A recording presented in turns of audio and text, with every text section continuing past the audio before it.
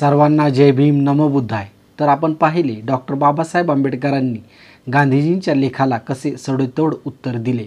आता आपण पाहणार आहोत भाग 3. तरी पाहणाऱ्यांनी कोणीही पहिला व दुसरा भाग पाहिला नसेल तर तो नक्की पाहावा, कारण पहिला भाग व दुसरा भाग पाहिल्यानंतर आपणास तिसरा भाग चांगल्या पद्धतीने समजू शकेल व ज्ञानात अधिकच भर पडेल. पहिल्या व दुसऱ्या भागाची लिंक आपणास डिस्क्रिप्शनमध्ये मिळेल, तर नक्की पहिला व दुसरा भाग पहा व चॅनलला लाईक कमेंट करा. डॉक्टर बाबासाहेब आंबेडकर यांच्याविषयीचे असेच व्हिडिओ आपल्या चॅनलवर पाहण्यासाठी चॅनलला सबस्क्राईब करा. तर पाहू डॉक्टर बाबासाहेब आंबेडकर व्हिडिओच्या 3ऱ्या भागात गांधीजींना कसे उत्तर देतात. 9. कुणी असा विचार करतील की ज्या अर्थी महात्मा हल्ली वर्ण मानतात, जात मानत नाहीत, त्या अर्थी त्यांनी बरीच प्रगती केली आहे. एकेकाळी महात्मा उच्च कुलीन आणि शाही खानदानातील सनातनी हिंदू होते. वेद, उपनिषद, पुराणे आणि हिंदू धर्मग्रंथ या सदरात येणाऱ्या प्रत्येक गोष्टींवर त्यांचा विश्वास होता आणि म्हणूनच अवतार आणि पुनर्जन्मावरही त्यांचा विश्वास होता. जातीवर त्यांचा विश्वास होता आणि त्यांनी कर्मठांच्या उत्साहाने जातीचे समर्थन केले. त्यांनी आंतरजातीय सहभोजन, आंतरजातीय पेयपान आणि आंतरजातीय विवाहाच्या मागण्यांचा निषेध केला आणि त्याच्या समर्थनार्थ असा युक्तिवाद केला की आंतरजातीय सामुदायिक भोजनावरील निर्बंधामुळे इच्छाशक्ती वाढण्यास आणि विशिष्ट सामाजिक मूल्यांच्या संवर्धनात मोठ्या प्रमाणावर मदत होते. त्यांनी हा दांभिक पावित्र्याचा मूर्खपणा नाकारून जात ही आध्यात्मिक आणि राष्ट्रीय विकासासाठी हानिकारक आहे असे मान्य केले. ही चांगली गोष्ट आहे आणि या मतपरिवर्तनाशी त्यांच्या मुलाच्या जातीबाहेर झालेल्या विवाहाचा काही संबंध असू शकेल. परंतु महात्म्याने खरोखरच प्रगती केली आहे काय? महात्म्याला अभिप्रेत असलेल्या वर्णाचे स्वरूप काय आहे? ती सामान्यपणे स्वामी दयानंद सरस्वती आणि त्यांच्या आर्य समाजी अनुयायांना कळलेली आणि त्यांनी उपदेश केलेली वैदिक संकल्पना आहे काय? वर्णाच्या वैदिक संकल्पनेचे सार व्यक्तीच्या नैसर्गिक योग्यतेनुसार योग्य व्यवसायाचा पाठपुरावा हे आहे. नैसर्गिक योग्यता विचारात न घेता पिढीजात व्यवसायाचा पाठपुरावा हे महात्म्याच्या वर्ण संकल्पनेचे सार आहे. महात्म्याच्या समजुतीनुसार जात आणि वर्ण या दोन्हीत काय फरक आहे? मला तरी काही फरक दिसत नाही. महात्म्याच्या व्याख्येनुसार जात हे वर्णाचे केवळ वेगळे नाव आहे. त्याचे अगदी साधे कारण असे की दोहोचे सार एकच आहे, ते म्हणजे पिढीजात व्यवसायाचा पाठपुरावा. यावरून याविषयी प्रगती करणे तर दूर, महात्म्याची अधोगती झाली आहे असे दिसते. हा अन्वयार्थ वर्णाच्या वैदिक संकल्पनेला लावून त्यांनी उदात्त असलेल्या गोष्टीला हास्यास्पद बनवले आहे. माझ्या भाषणात यापूर्वीच दिलेल्या कारणांसाठी ही वैदिक व्यवस्था नाकारीत असतानाच मला हे मान्य केले पाहिजे की स्वामी दयानंद आणि काही इतरांनी लावलेला वैदिक वर्ण सिद्धांताचा अन्वयार्थ अधिक संयुक्तिक आणि ग्राह्य आहे. व्यक्तीचा जन्म हा त्याचे समाजातील स्थान निश्चित करणारा घटक म्हणून त्याने मान्य केलेला नाही. त्याने केवळ क्षमतेला मान्यता दिली. महात्म्याच्या वर्ण सिद्धांताने वैदिक वर्णाची संकल्पना केवळ निरर्थकच नव्हे तर तिरस्करणीय बाब बनते. वर्ण आणि जात या दोन अगदी भिन्न संकल्पना आहेत. वर्ण प्रत्येकाला त्याच्या योग्यतेनुसार या तत्वावर आधारित आहे, तर जात प्रत्येकाला त्याच्या जन्मानुसार या तत्वावर आधारलेली आहे. या दोन पूर्णपणे वेगळ्या गोष्टी आहेत. वस्तुतः या दोहोंमध्ये विरोधच आहे. प्रत्येकाने आपल्या पिढीजात व्यवसायाचे पालन करावे यावर जर महात्म्याचा विश्वास असेल तर ते निश्चितपणे जातीचे समर्थन करीत आहेत आणि त्यास वर्णव्यवस्था असे संबोधून ते फक्त पारिभाषिक भोंगळपणाचे दोषी नाहीत, तर गोंधळात जास्तच गोंधळ घालीत आहेत. वर्ण म्हणजे काय आणि जात म्हणजे काय? तसेच हिंदू धर्माच्या संवर्धनासाठी यापैकी कोणाची आवश्यकता आहे याची महात्म्याला निश्चित आणि स्पष्ट कल्पना नसल्यामुळे हा सगळा गोंधळ निर्माण झाला आहे याची मला खात्री आहे. त्यांनी आता असे म्हटले आहे की जाती व्यवस्था हिंदू धर्माचे सार नाही. आशा करूया की त्यांचे मत बदलण्यासाठी ते कुठले गूढ कारण शोधणार नाहीत. ते वर्णाला हिंदू धर्माचे सारतत्व मानतात का? आज तरी कोणी याचे निसंदिग्ध उत्तर देऊ शकत नाही. डॉक्टर आंबेडकरांचे आरोपपत्र या त्यांच्या लेखाचे वाचक नाही असे उत्तर देतील. वर्णाचा सिद्धांत हा हिंदू मताचा आवश्यक भाग आहे असे ते या लेखात म्हणत नाहीत.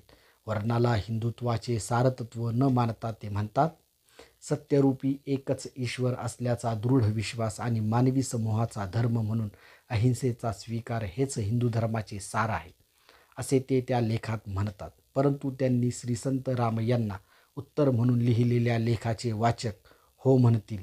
त्या लेखात ते म्हणतात, मुसलमान कुराण नाकारीत असेल तर तो मुस्लिम कसा राहील, किंवा ख्रिश्चनाने बायबल नाकारले तर तो ख्रिस्ती कसा राहील. जर जात आणि वर्ण या परिवर्तनीय संज्ञा असतील आणि वर्ण हिंदुत्वाची व्याख्या करणाऱ्या धर्मशास्त्रांचा अभिन्न भाग असेल, तर हे मला कळत नाही की जो व्यक्ती जात म्हणजेच वर्ण नाकारते ती स्वतःला हिंदू कसे म्हणवून घेऊ शकते. ही धरसोड कशासाठी? महात्मा दुविधेत का आहेत? ते कुणाला खुश करू इच्छितात? सत्य समजून घेण्यात संताला अपयश आले की काय? की संतांच्या मार्गात राजकारणी आडवा आला? महात्म्याच्या मनात उडालेल्या गोंधळाचे खरे कारण बहुधा 2 स्रोतांमध्ये शोधता येईल. पहिला म्हणजे महात्म्याचा स्वभाव. जवळपास प्रत्येक बाबींमध्ये त्यांच्यात लहान मुलांसारखा भोळसटपणा तसेच मुलांप्रमाणे स्वतःची फसवणूक करून घेण्याची क्षमता आहे. स्वतःला वाटलेल्या कुठल्याही गोष्टीवर ते लहान मुलांप्रमाणेच विश्वास ठेवू शकतात. त्यामुळे जसे त्यांनी जातीवर विश्वास ठेवणे सोडून देण्याचे ठरविले, तसेच वर्णावर विश्वास ठेवणे सोडून द्यावयाचे ठरवेपर्यंत आपण वाट पाहिली पाहिजे. गोंधळाचा दुसरा स्रोत म्हणजे महात्मा करू इच्छित असलेली महात्मा आणि राजकारणी अशी दुहेरी भूमिका आहे. महात्मा म्हणून ते राजकारणाचे आध्यात्मिकरण करू इच्छित असतील, परंतु त्यांना यश आले असो अथवा नसो, राजकारणाने मात्र त्यांचे व्यापारीकरण केले आहे हे नक्की. राजकारण्याला हे माहीत पाहिजे की समाजाला पूर्ण सत्य मानवत नाही आणि त्याने पूर्ण सत्य सांगता कामा नये. जर तो पूर्ण सत्य सांगत असेल तर ते त्याच्या राजकारणासाठी वाईट आहे. महात्मा जात आणि वर्ण यांची सदोदित पाठराखण करतात. त्याचे कारण असे आहे की जर त्यांनी जात आणि वर्णाला विरोध केला तर त्यांचे राजकारणातले स्थान गमवावे लागेल अशी त्यांना भीती आहे. गोंधळाचा स्रोत काहीही असो, महात्म्याला हे सांगितले पाहिजे की वर्णाच्या नावाखाली जातीची शिकवण देऊन ते स्वतःला आणि लोकांनाही फसवीत आहेत. 10. महात्म्याचे असे म्हणणे आहे की हिंदू लोक आणि हिंदू धर्म यांची पारख करण्यासाठी मी लावलेले निकष फारच कठोर आहेत आणि या निकषांवर कोणताही ज्ञात विद्यमान धर्म अपयशीच ठरेल. माझे निकष फारच उच्च दर्जाचे आहेत ही तक्रार खरीही असू शकेल, परंतु निकष उच्च दर्जाचे आहेत की सामान्य दर्जाचे हा खरा प्रश्न नाही.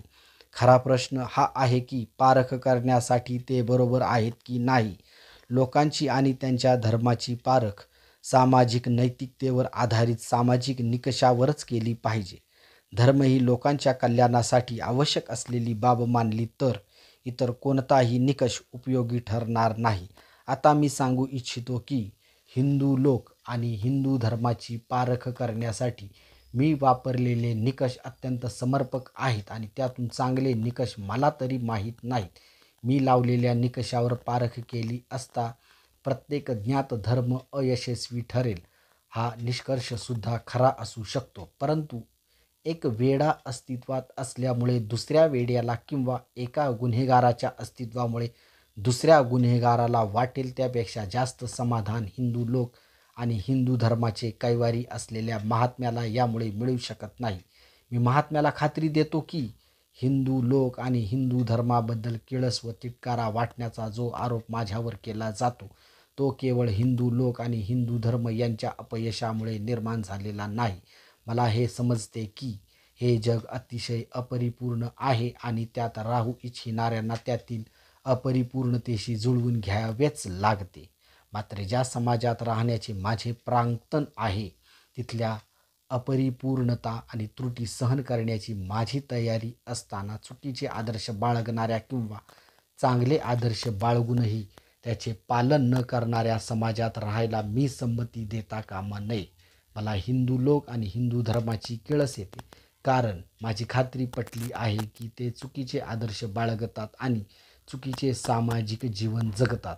हिंदू लोक आणि हिंदू धर्म यांच्याशी माझे भांडण त्यांच्या सामाजिक वर्तनातील अपरिपूर्णतेमुळे नाही, ते अधिक मूलभूत कारणांसाठी आहे. ते त्यांच्या चुकीच्या आदर्शांमुळे आहे. 11. हिंदू समाजाला नैतिक पुनरुज्जीवनाची आवश्यकता आहे आणि ते लांबणीवर टाकणे धोकादायक आहे असे मला वाटते. प्रश्न हा आहे की या पुनरुज्जीवनाचे निर्धारण आणि नियंत्रण कोण करू शकतो? केवळ ज्यांचे बौद्धिक पुनरुज्जीवन झालेले आहे आणि बौद्धिक मुक्तीमधून निर्माण झालेले धैर्य दाखविण्याएवढे जे प्रामाणिक आहेत तेच हे करू शकतील हे उघड आहे. या निकषांवर तपासले असता नामांकित हिंदू पुढारी या कामासाठी माझ्या मते अगदीच अपात्र आहेत. त्यांचे प्रामाणिक स्वरूपाचेही बौद्धिक पुनरुज्जीवन झाले आहे असे म्हणणे मला अशक्य आहे. जर त्यांचे बौद्धिक पुनरुज्जीवन झाले असते तर अशिक्षित बहुसंख्याकांप्रमाणे सोप्या पद्धतीने स्वतःची फसवणूक करताना तसेच इतरांच्या आदिम अज्ञानाचा फायदा घेताना दिसले नसते. हिंदू समाजाच्या मोडकळीला आलेल्या स्थितीची पर्वा न करता वर्तमानाशी सर्व संबंध संपलेल्या भूतकाळातील मूल्यांना ते निर्लज्जपणे आवाहन करतात. जेव्हा अंमलात आली त्या काळी ती मूल्ये कितीही योग्य असली तरी आज ती आता मार्गदर्शकाऐवजी धोक्याचा इशारा बनले आहेत. त्यांना जुन्या रचनेविषयी अजूनही गूढ आदर आहे. त्यामुळे त्यांच्या समाजाच्या पायाची चिकित्सा करण्याकडे त्यांचा कल नाही. एवढेच नव्हे तर ते चिकित्सेच्या विरोधात आहेत. हिंदू लोक त्यांच्या श्रद्धा घडवण्याच्या बाबतीत निश्चितच आश्चर्यकारकपणे निष्काळजी आहेत, परंतु हिंदू पुढारीही तसेच आहेत. आणि सगळ्यात वाईट बाब अशी की हिंदू लोकांना त्यांच्या या विश्वासापासून कुणी तोडू पाहत असेल तर त्यांच्या त्या श्रद्धांविषयी निषिद्ध आसक्ती निर्माण होते. त्याला महात्मा ही अपवाद नाही. विचार करण्यावर महात्म्याचा विश्वास नसावा असे वाटते. संतांचे अनुकरण करण्याला ते प्राधान्य देतात. आपण विचार करू लागलो तर आपण कवटाळलेले अनेक आदर्श आणि संस्था बुडून जातील. अशी पावित्र्याच्या जाणीवांविषयी आदर असलेल्या सनातन्यांप्रमाणे त्यांना भीती वाटते. आपण त्यांच्याविषयी सहानुभूती दर्शविली म्हणजे पाहिजे, कारण स्वतंत्र विचार करण्याच्या प्रत्येक कृतीने सत्कृतदर्शनी स्थिर वाटणाऱ्या जगाचा काही भाग धोक्यात येतो. परंतु संतांवर अवलंबून राहिल्याने सत्याच्या ज्ञानाकडे आपली वाटचाल होणार नाही हेही तितकेच सत्य आहे. शेवटी संतसुद्धा मानव प्राणीच आहेत आणि लॉर्ड बेल्फर यांनी म्हटल्याप्रमाणे मानवी मन सत्य शोधणारे उपकरण म्हणून डुकराच्या थुत्तीपेक्षा अधिक चांगले नाही. जेवढ्या मर्यादेपर्यंत ते विचार करतात त्याचा वापर ते हिंदूंच्या जुनाट समाजरचनेला आधार देण्यासाठी कारणे शोधण्याकरिता करतात व ते खरोखरच एक प्रकारचा बौद्धिक वेश्या व्यवसाय करीत आहेत असे मला वाटते. बौद्धिक युक्तिवादाद्वारे या जुनाट समाजरचनेचे समर्थन करणारे महात्मा सर्वात प्रभावशाली समर्थक आहेत आणि म्हणूनच ते हिंदूंचे सर्वात घातक शत्रू आहेत. महात्म्याप्रमाणे केवळ श्रद्धा ठेवून अनुकरण करण्यात समाधानी नसलेले काही हिंदू पुढारी आहेत. ते विचार करण्याचे आणि त्याच्या निकषानुसार वर्तन करण्याचे धाडस करतात, परंतु दुर्दैवाने जनसामान्यांना योग्य मार्गदर्शन करण्याचा प्रसंग येताच ते एकतर अप्रामाणिक अथवा उदासीन असतात. जवळपास प्रत्येक ब्राह्मणाने जातीच्या नियमांचे उल्लंघन केले आहे. पौरोहित्य करणाऱ्यापेक्षा पादत्राणे विकणाऱ्या ब्राह्मणांची संख्या कैकपटीने जास्त आहे. ब्राह्मणांनी केवळ त्यांचा पौरोहित्याचा पिढीजात व्यवसाय सोडला एवढेच नव्हे तर धर्मशास्त्रांनी त्यांना मज्जाव केलेल्या व्यवसायातही प्रवेश केला. तरी पण रोज जातीचे नियम मोडणारे किती ब्राह्मण जात आणि या धर्मशास्त्रांच्या विरोधात उपदेश करतील. त्यांची व्यावहारिक प्रवृत्ती आणि नैतिक जाणीव जातीवरील श्रद्धेला पाठिंबा देऊ शकत नाही.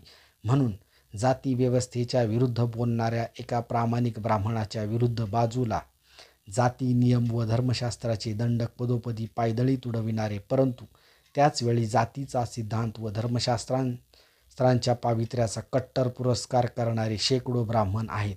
हा दुटप्पीपणा कशासाठी? कारण त्यांना असे वाटते की जर जनसामान्य जातीच्या जोखडातून मुक्त झाले तर ते ब्राह्मण वर्गाच्या सत्ता आणि प्रतिष्ठेला धोका ठरतील. जनसामान्यांना आपल्या विचारांची फळे नाकारणाऱ्या बुद्धिवादी वर्गाचा अप्रामाणिकपणा ही अत्यंत लाजिरवाणी बाब आहे. मॅथ्यू आर्नॉल्डच्या शब्दात हिंदू दोन जगांच्या मध्ये भटकत आहेत. पहिले मेलेले आहे आणि दुसऱ्यामध्ये जन्माला येण्या एवढे बळ नाही. त्यांनी काय करावे? ज्या महात्म्याला ते मार्गदर्शनासाठी आवाहन करतात त्यांचा विचार करण्यावर विश्वास नाही आणि म्हणून अनुभवाच्या कसोटीवर टिकेल असे मार्गदर्शन ते करू शकत नाहीत.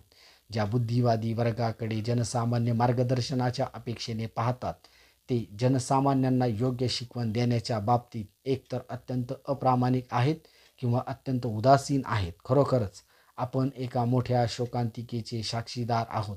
अशी शोकांतिका असून देखील आपण केवळ विलापच करू शकतो आणि म्हणू शकतो, अरे रे हिंदूंनो, तुमचे पुढारी असे असावेत. तर आंबेडकरवाद्यांनो, आपण ऐकलेच असेल आपले बाबासाहेब लेखणीचे उत्तर लेखणीने कशा प्रकारे देत होते. त्यांचे एक एक शब्द अंगावर शहारे आणून लढण्याचे बळ निर्माण करत होते. गांधीजींनी हे उत्तर वाचल्यानंतर त्यांच्या ज्ञानात नक्कीच भर बाबासाहेबांमुळे झाली असेल असे मला वाटते व त्यांनी लिहिलेला लेख का लिहिला याचा त्यांना पश्चाताप झाला असेल असे मला वाटते. असो, डॉक्टर बाबासाहेब आंबेडकरांच्या संघर्षाच्या सागराचा एक थेंब मी तुम्हाला सांगू शकलो यात मला अत्यंत आनंद आहे. जे आंबेडकरवादी आहेत त्यांनी नक्कीच व्हिडिओस लाईक करावे. बाबासाहेब आंबेडकरांचे गांधीजींना दिलेले रोखठोक उत्तर जास्तीत जास्त शेअर करावे जेणेकरून याचा अधिकाधिक प्रसार होईल. तुम्हाला हा व्हिडिओ कसा वाटला कमेंटमध्ये नक्की कळवा. चॅनलवर नवीन असाल तर सबस्क्राईब करा जेणेकरून आमच्या चॅनलवरील डॉक्टर बाबासाहेब आंबेडकर यांच्यावरील व्हिडिओ आपण पाहू शकाल. सर्वांना जय भीम, नमो बुद्धाय.